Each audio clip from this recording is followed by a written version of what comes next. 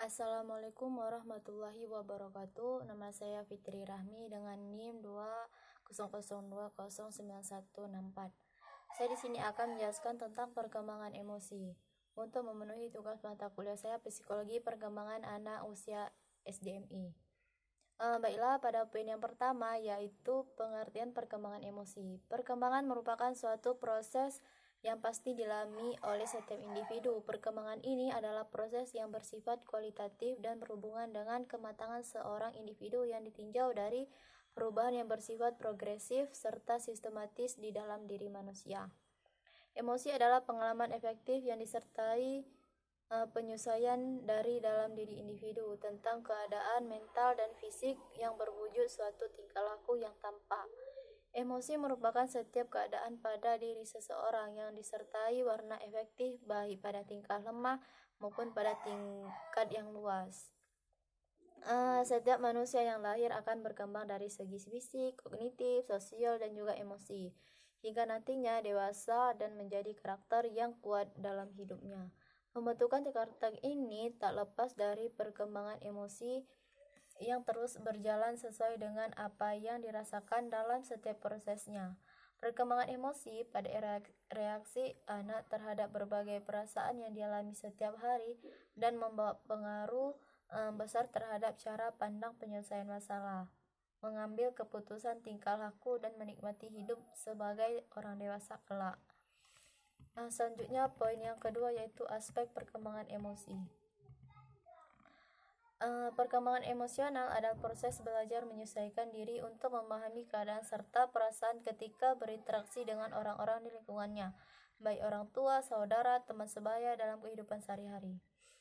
Berikut beberapa aspek perkembangan emosional anak, yakni yang pertama rasa ingin tahu yang besar, pribadi yang unik, yang suka berfantasi dan berimajinasi, menunjukkan sikap egosentris, memiliki rentang daya konstruksi yang pendek. Selanjutnya poin yang ketiga itu faktor penyebab perkembangan emosi. Penyebab remaja mudah marah adalah kemarahan adalah ekspresi yang akan dikeluarkan oleh remaja karena banyak hal. Beberapa perilaku kemarahan tersebut akan berhenti hingga dirinya menemukan penyebab kemarahannya yang akan meredakan emosi sendiri. Walau begitu, umumnya penyebab remaja mudah marah adalah karena perasaan emosi dan kejadian yang sedang terjadi, bukan dari perilaku. Hal tersebut juga mungkin mempunyai sisi positif karena dirinya menunjukkan apabila sedang ada masalah, memang rasa mudah marah tersebut dapat timbul karena rasa takut. Berikut ada beberapa penyebab remaja mudah marah. Yang pertama itu ada merasa ditindas. Salah satu penyebab seorang remaja mudah marah adalah dirinya sedang merasa ditindas. Yang kedua itu ada depresi. Depresi juga dapat menyebabkan seseorang remaja menjadi lebih mudah untuk marah. Hal ini disebabkan penumpukan rasa sedih dan tertekan setelah berbulan-bulan tertahan.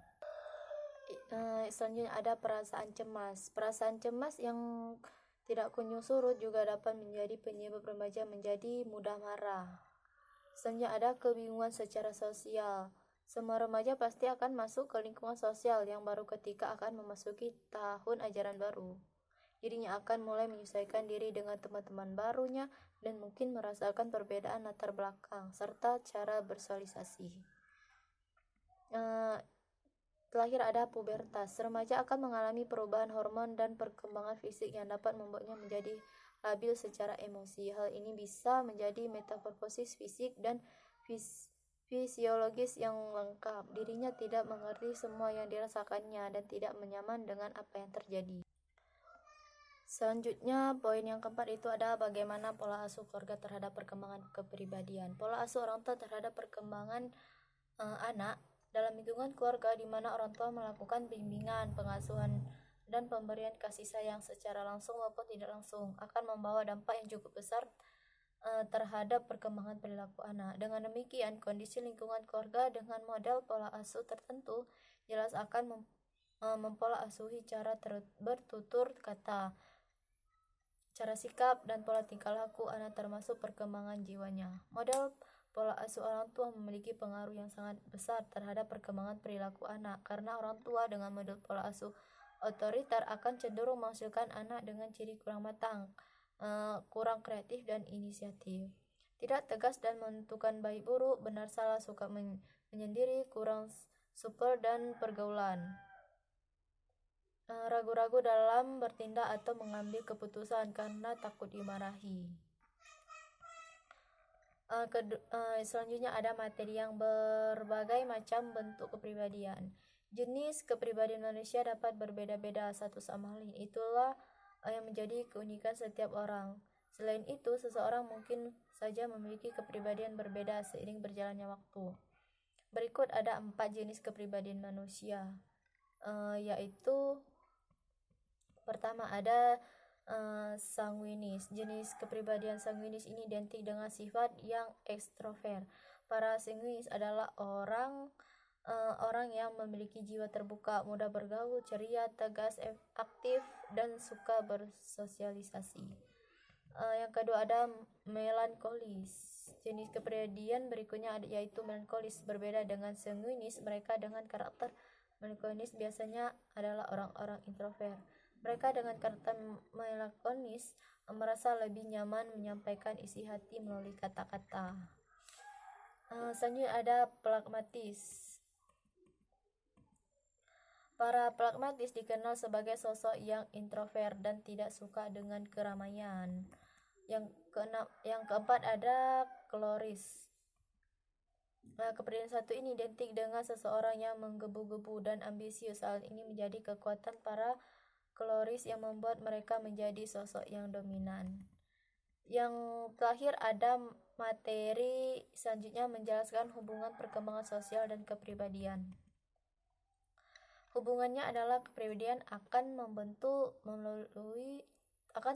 melalui proses sosialisasi yang terjadi dan juga dalam proses sosialisasi dengan pergaulannya tersebutlah yang akan menentukan akan seperti apa kepribadian seseorang. Melalui pergaulan dan hubungan sosial baik dengan orang tua, anggota keluarga, atau dewasa lainnya maupun teman bermainnya, anak mulai mengembangkan bentuk-bentuk tingkah laku sosial. Pada usia anak, bentuk-bentuk tingkah laku sosial itu adalah pembengkakan, agresi, kerjasama, persaingan, simpati, dan tingkah laku berkuasa. Kepribadian suatu bentuk tingkah laku dan karakter pribadi tertentu secara terminologis menurut Tri Rusmi Hidayatum yang dikutip dari Growth Alpha. Kepribadian atau personality adalah organisasi dinamis dalam diri individu sebagai sistem psikofosis yang menentukan caranya yang khas dalam penyesuaian diri dengan atau terhadap lingkungannya. Sekian dari penjelasan saya, semoga dapat bermanfaat. Mohon maaf atas kesalahan. Saya tutup dengan Assalamualaikum warahmatullahi wabarakatuh.